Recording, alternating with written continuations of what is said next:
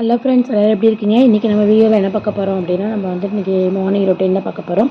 இப்போ வந்து நான் காலையில் எழுந்திரிச்சது என்ன பண்ணேன் அப்படின்னா, பருப்பு வந்து ஊற வச்சுட்டேங்க. பருப்பை வந்து நல்லா கழுநீர் பிடிச்சிட்டு, அதுக்கப்புறம் வந்து அது கூடவே 2 தக்காளி சேர்த்து, கொஞ்சமாக தேவையான அளவு தண்ணி சேர்த்து நான் வந்து இப்போ குக்கரில் விசில் விட்டு எடுத்துக்குவேன்.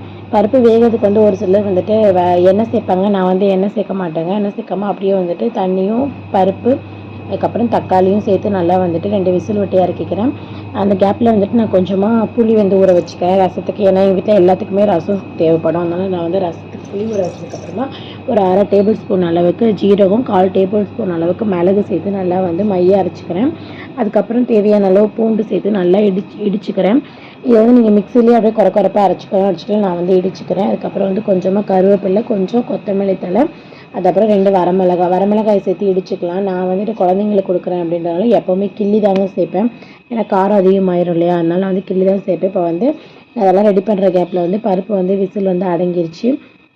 நான் வந்து அந்த விசில் அடங்கிறதுக்குள்ளே வந்துட்டு காய் வந்து கட் பண்ணிக்கிறேன். நான் வந்து கத்திரிக்காயும் உருளைக்கிழங்கும் போட்டு தான் வந்து சாம்பார் வைக்க போகிறேன். இப்போ வந்து கத்திரிக்காய் நீட்டு வாக்கில் கட் பண்ணிவிட்டு, அதே மாதிரி உருளைக்கிழங்கையும் நல்லா கழுவிட்டு கட் பண்ணதுக்கப்புறமா அதில் இருக்க தண்ணி கீழே ஊற்றிட்டு, இப்போ வந்து நான் காயை மட்டும் அலசி எடுத்துக்கிறேன் அதே பாத்திரத்துலையே.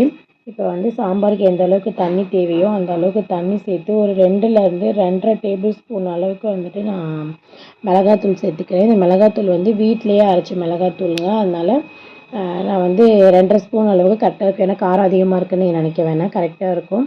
அதுக்கப்புறம் கொஞ்சமாக உப்பு, கொஞ்சமாக மஞ்சள்தூள் போட்டு நான் வந்து இப்போ தட்டு போட்டு மூடி வச்சிடுறேன். நல்லா வந்து இந்த அளவுக்கு கொதிச்சதுக்கப்புறமா நான் வேக வச்சுருக்கேன் பார்த்தீங்களா பருப்பு, அதை வந்து எடுத்து அந்த பருப்புலேருந்து கொஞ்சமாக ஒரு தக்காளியும் கொஞ்சம் பருப்பு தண்ணியும் எடுத்து நான் வந்து ரசத்துக்கு எடுத்து வச்சுக்கிறேன்.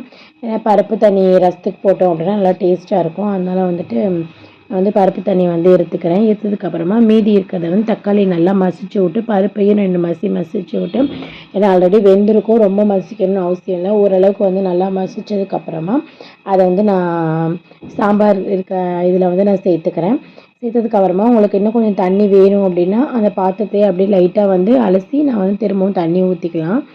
நமக்கு எந்த அளவுக்கு சாம்பாருக்கு தண்ணி தேவையோ அந்த அளவுக்கு தண்ணி ஊற்றிட்டு, இப்போ வந்து நான் புளி ஊற வச்சுருந்தேன் இல்லையா, அதை வந்து நல்லா வந்து இப்போ நான் வந்து இது பிழிஞ்சுக்கிறேன். பிழிஞ்சதுக்கப்புறமா கொஞ்சமாக வந்து தண்ணியை வந்து சேர்த்துக்கிறேன், புளி தண்ணி. ஏன்னா சாம்பார் வந்து மதியம் லேட்டாகி சாப்பிட்றப்ப கெட்டு போகாமல் இருக்கிறதுக்காக நான் வந்துட்டு புளி தண்ணி வந்து ஊற்றிக்கிறேன். புளி தண்ணி ஊற்றி அதை நல்லா கொதிக்கட்டும். கொதிக்கிற கேப்பில் வந்து ரசத்துக்கும் இந்த புளி தண்ணியை கரைச்சி ஊற்றி நல்லா ரெடி பண்ணிக்கிறேன். சாம்பார் வந்து கொதிச்சுட்டு இருக்க கேப்பில் அந்த அடுப்பில் வந்துட்டு வடை சட்டியை வச்சு கொஞ்சமாக எண்ணெய் சேர்த்துக்கிறேன். எண்ணெய் சேர்த்து சாம்பாருக்கு வந்து கடுகு, அதுக்கப்புறம் வந்து கருவேப்பிலை, வெங்காயம், சின்ன வெங்காயம் வந்து கட் பண்ணி வச்சுருக்கேன், அதையும் சேர்த்து நல்லா வந்து வதக்கிக்கிறேன். உங்களுக்கு கொத்தமல்லி தழை வேணும் அப்படின்னா நீங்கள் வந்து சேர்த்துக்கலாம். நான் வந்து கொஞ்சமாக பெருங்காயத்தூளும் கொத்தமல்லி தழையும் சேர்த்து நல்லா வந்து கலந்து விட்டுக்கிறேன். நல்லா வந்து வெங்காயம் வதங்கினதுக்கப்புறம், ஏன்னா வந்து ஆரம்பத்துலேயே சேர்த்துருந்தோம் அப்படின்னா சாம்பாரில் வந்து நல்லா அது வதங்கியிருக்கும். நான் வந்து லாஸ்ட்டாக சேர்க்குறதுனால நல்லா வந்து வெங்காயத்தை நல்லா வதங்கினதுக்கப்புறமா அதை வந்து இப்போ சாம்பாரில் சேர்த்துக்கிறேன். இப்போ வந்து சாம்பார் அந்த அடுப்பில் மாற்றி வச்சதுக்கப்புறமா இந்த அடுப்பில் வந்து அதே வடை சட்டியில் வந்து நான் இப்போ ரசத்தை தாளித்து விட போகிறேன். கொஞ்சமாக வந்துட்டு எண்ணெய் சேர்த்து அதுக்கப்புறம் வந்து கடுகு சேர்த்துக்கிறேன். கடுகு நல்லா பொரிஞ்சதுக்கப்புறமா நான் வந்து ஜீரகம், மிளகு இதெல்லாம் இடித்து வச்சுருந்தேன் பார்த்தீங்களா, அந்த இதை வந்து நான் இப்போ சேர்த்துக்கிறேன். நல்லா சேர்த்து ஒரு லைட்டாக வந்துட்டு அந்த பச்சை வாசனை போகிற அளவுக்கு லைட்டாக நம்ம வந்து வதக்கி விட்டதுக்கப்புறமா நம்ம கரைச்சி வச்சுருந்தோம் இல்லையா தண்ணி, அதாவது சாம்பார், அதுக்கப்புறம் கொஞ்சமாக பெருங்காயத்தூளும் சேர்த்துக்கோங்க, நல்லாயிருக்கும். இப்போ கரைச்சி வச்சுருந்த அந்த புளி தண்ணி, அந்த பருப்பு இதெல்லாம் சேர்த்துக்கிறேன். சேர்த்ததுக்கப்புறமா நல்லா வந்து கொஞ்சமாக உப்பு சேர்த்து கொஞ்சமாக மஞ்சள்தூள் வந்து சேர்த்துக்கிறேன்.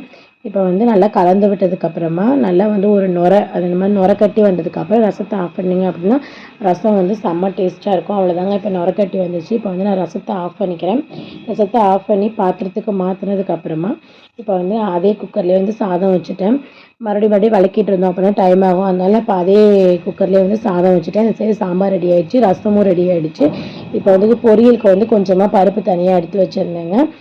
அதுக்குள்ளே வந்து இந்த பருப்பு இந்த சாதம் விசில் வரட்டும், இவங்கள சாம்பார் கொதிச்சிட்ருக்கு. அந்த கேப்பில் வந்து நான் போட்டு வச்சுருந்த பாத்திரத்தெல்லாம் விளக்கிடுறேன். ஏன்னா டக்குன்னு கையோட வேலையை செஞ்சுட்டோம் அப்படின்னா நமக்கு வந்து கொஞ்சம் ஃப்ரீ ஆகிடும். இல்லாட்டினா கிச்சனுக்குள்ளேயே பொழுதுக்கும் இருக்க மாதிரி இருக்கும். ஸோ நான் வந்துட்டு கையோடவே பாத்திரம் எல்லாத்தையும் கழுவி க்ளீன் பண்ணி எடுத்து வச்சுட்டேன். எடுத்து வச்சதுக்கப்புறமா, ஏன்னா பசங்களை வந்து ஸ்கூலுக்கு கிளப்புறப்ப நம்ம இந்த வேலையை பார்த்துட்டு இருந்தோம் அப்படின்னாக்க நம்ம வந்துட்டு அடுத்த வேலையை செய்ய முடியாது. ஸோ நான் வந்து கையோட பாத்திரத்தையும் கழுவிட்டு சிங்க்கெல்லாம் வந்து அப்படியே நான் க்ளீன் பண்ணி எடுத்துக்கிறேன். சிங்க்கெல்லாம் வந்துட்டு கையோட டெய்லியுமே நம்ம வந்து க்ளீன் பண்ணிட்டோம் அப்படின்னா வந்துட்டு ரொம்ப வந்து கரை பிடிக்காம இருக்கும். எங்களது வந்து சிமெண்ட் தொட்டி தாங்க. அதனால வந்துட்டு நல்லா வந்து கொஞ்சம் இப்போ ஸ்க்ரப்பை போட்டு நல்லா தேய்ச்சி எடுத்துட்டோம் அப்படின்னா வந்துட்டு நீட்டாக வந்து க்ளீன் ஆகிடும். அவ்வளோதாங்க. இப்போ வந்து நான் எல்லாத்தையும் க்ளீன் பண்ணி எடுத்து வச்சுட்டேன். அதுக்குள்ளே வந்து இப்போ சாம்பாரும் ரெடி ஆகிடுச்சு. கூடவே வந்துட்டு சாதமும் ரெடி ஆகிடுச்சு. அடுத்து வந்து நான் இப்போ வந்து பொரியல் செய்ய போகிறேன். பொரியலுக்கு வந்து ஆல்ரெடி கீரை பொரியல் தான் செய்யணும்னு சொல்லிட்டு பருப்பு எடுத்து வச்சுருக்கேன். அதுக்கப்புறம் கீரையும் வந்து ஆஞ்சி எடுத்து வச்சுருக்கேன். இப்போ வந்து கீரையை நல்லா கழுநீர் பிடிச்சி எடுத்து வச்சுருக்கேன். கீரைக்கு தேவையான வெங்காயம், வரமிளகாய் கிள்ளி வச்சுருக்கேன். இப்போ வந்து வடை சட்டி அடுப்பில் வச்சு அதுக்கப்புறமா கொஞ்சமாக எண்ணெய் சேர்த்துக்கிறேன். இது வந்து கடலெண்ணெய் தாங்க. கடலெண்ணெய் சேர்த்ததுக்கப்புறமா கொஞ்சமாக வந்து கடுகு சேர்த்துக்கிறேன். கடுகு சேர்த்து நல்லா பொரிஞ்சதுக்கப்புறமா உங்களுக்கு கருவேப்பிலை வேணும்னா சேர்த்துக்கலாம். நான் வந்து கீரையோட கருவேப்பிலை சேர்க்கறது இல்லைங்க. ஏன்னா அப்போ கருவேப்பிலை எடுத்து வைக்கிறேன்ற கேப்பில் கீரை எல்லாத்தையும் எடுத்து வச்சுருவாங்க. அதனால் வந்துட்டு சேர்க்கலை. இப்போ கடுகு நல்லா பொரிஞ்சிருச்சு. வந்து 2 வரமிளகாய், ஒரு வெங்காயத்தையும் போட்டு நல்லா வந்து நான் வதக்கிக்கிறேன். நல்லா வந்து வதங்கினதுக்கப்புறம் நான் எடுத்து வச்ச இந்த பருப்பை வந்து இது கூடவே சேர்த்துக்கிறேன். பருப்பு வந்து நான் வந்து ஊற தான் வச்சுருந்தேங்க. ரேஷன் பருப்பு தான் இது வந்துட்டு. ரேஷன் பருப்பு நல்லா ஊற வச்சு எடுத்து வச்சுருந்தேன். அதையும் எடுத்து நான் சேர்த்துட்டு அது கூடவே அலசி எடுத்து வச்சுருந்த கீரையும் நான் வந்து சேர்த்துக்கிறேன். கீரைக்கு வந்து தண்ணி அதிகம் சேர்க்க தேவையில்லை. ஏன்னா கீரையில் இருக்க தண்ணியே போதும். ஆனால் வந்து நான் வந்து இப்போ பருப்பு வந்து சேர்த்துருக்கனால பருப்பு வேகிறது கொஞ்சம் தண்ணி தேவைப்படும் இல்லையா? அதனால் லைட்டாக வந்துட்டு கொஞ்சமாக தண்ணி வந்து சேர்த்துக்கிறேன் நான். தண்ணி சேர்த்ததுக்கப்புறமா இப்போ வந்து கிளறி விட்டு பார்த்தீங்க அப்படின்னா அடியில் வந்து தண்ணி பாருங்கள். இந்த அளவுக்கு நான் நிறைய சேர்க்கல, கொஞ்சமாக தான் சேர்த்தேன்.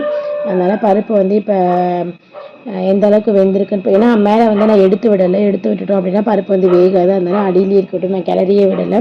இப்போ வந்து பருப்பு நல்லா லைட்டாக வெந்ததுக்கப்புறமா கீரையும் அதையும் நல்லா ஒன்றா கலந்துட்டு கொஞ்சமாக உப்பு சேர்த்துக்கிறேன். உப்பு சேர்த்து மூடி போட்டு ஒரு 5லேருந்து 10 நிமிஷம் வரைக்கும் வேக விட்டோம் அப்படின்னா இப்போ வந்து பருப்பு வந்து வெந்துடும். இப்போ வந்து நம்ம பருப்பு வெந்துருச்சா இல்லையான்றதை செக் பண்ணதுக்கப்புறமா தண்ணி பத்தலை அப்படின்னா வந்துட்டு லைட்டாக சுடு தண்ணி வச்சு சேர்த்துக்கோங்க. எனக்கு வந்து இதுவே கரெக்டாக இருக்கும்.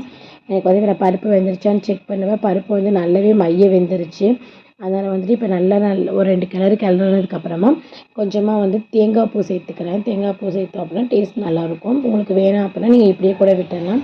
நான் வந்து இப்போ தேங்காய் பூ சேர்த்து நல்லா வந்து இப்போ தேங்காய் பூ எல்லாம் வந்து கலக்கிற மாதிரி நல்லா கலந்து விட்டுட்டு இந்த ஸ்டேஜில் உப்பு உங்களுக்கு சரியாக இருக்கான்னு பார்த்து பத்தலை அப்படின்னு ஏன்னா கீரைக்கு வந்து ஸ்டார்டிங்லேயே நிறைய உப்பு சேர்த்துட்டோம் அப்படின்னா அது கைக்கிற மாதிரி ஆகிடும். அதனால் நான் கம்மியாக தான் சேர்த்தேன்.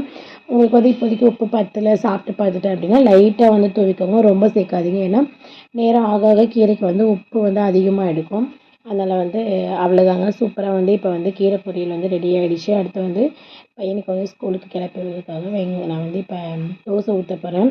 நார்மல் தோசை, என் வீட்டுக்காருக்கு 2 தோசையும் அதுக்கப்புறம் குழந்தைங்களுக்கு வந்து குட்டி குட்டியாக தோசை. ஏன்னா அவங்கள சாப்பிட வைக்கணும் இல்லையா?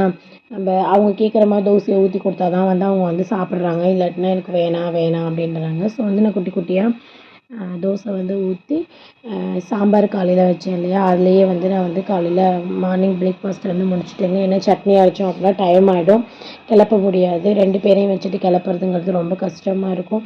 இந்த வேலையெல்லாம் முடிச்சுட்டு தான் நான் போய் அவங்கள கிளப்பி விடணும். அதனால் வந்துட்டு நான் இப்போ வந்து தோசை ஊற்றி எடுத்துக்கிறேன். 2 தோசை வந்து ஹஸ்பண்ட்க்கு, குழந்தைங்களுக்கு வந்து குட்டி குட்டியாக வந்து அவங்களுக்கு பிடிச்ச மாதிரி தோசை. இதில் வேறு ஒருத்தர் ஸ்டார் தோசை கேட்பாரு, ஒருத்தர் வந்து பொம்மை தோசை கேட்பாரு. ஸோ காலையில் வந்து எப்போவுமே அந்த வேலைக்கு நான் போகிறது இல்லைங்க. சாதாரணமாக குட்டி குட்டியாக வந்து ஒரு 2 ட்ரிப்பு போட்டு எடுத்தோம்னாலே போதும், அவங்களுக்கு சரியாயிடும். ஏன்னா வந்துட்டு நம்ம பொம்மை தோசை அது இதுன்னு ஊற்றிட்டு இருந்தோம் அப்படின்னா டைம் ஆகிடும். ஸோ நான் வந்துட்டு இந்த மாதிரி தோசையை ஊற்றி கொடுத்து சாம்பாரை வச்சு ஊட்டி விட்டு கிளப்பி விட்டுருவேங்க. காலையில் 6 மணிலேருந்து 9 மணி வரைக்கும் என்னோடய ஒர்க் வந்து இப்படி தாங்க இருக்கும். பரபரன்னு எல்லா வேலையும் செஞ்சு முடிச்சதுக்கப்புறம் அவங்கள கிளப்பி தாட்டி விட்டதுக்கப்புறம் தான் எனக்கு வந்துட்டு கொஞ்சம் ரெஸ்ட்டே கிடைக்கிற மாதிரி இருக்கும்.